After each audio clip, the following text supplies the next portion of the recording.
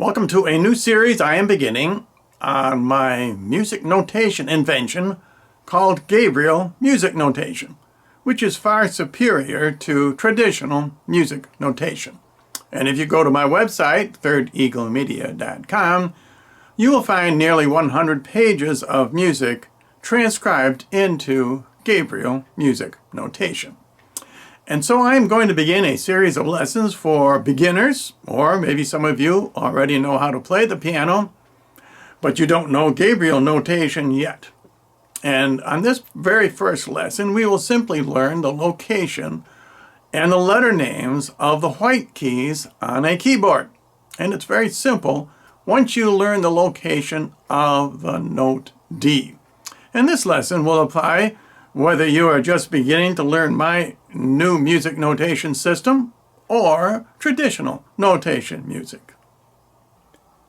All the keys on a keyboard are very easy to learn once you learn the location of the note D, which is the white key between the two black keys.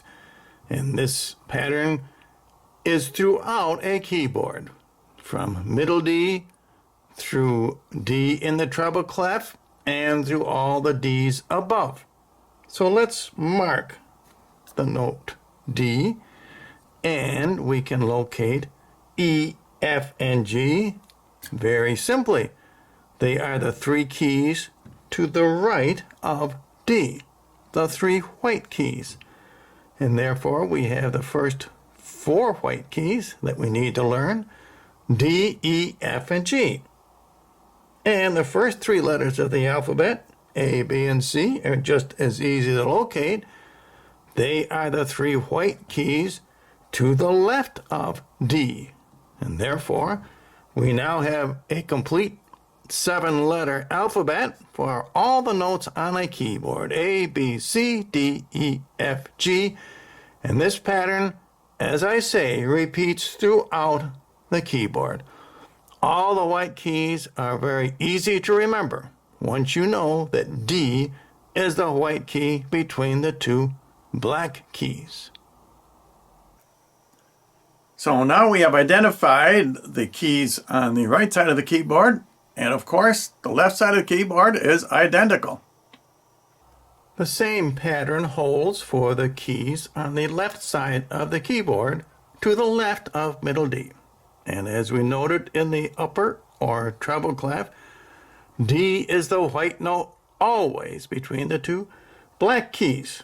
And to the right of D, we find the three white keys, E, F, and G. And to the left of middle of D, we find the three white keys, A, B, and C. It's very easy to determine all of the lettered keys once you know the location of D. And this continues throughout the keyboard. Following this G, we return to the letter A, B, C, all the way up to middle D and beyond. All the notes follow the same pattern. And below this A, we find E, F, and G, just as before. E, F, and G, all the way down to another D. And therefore we have two octaves: D through middle D.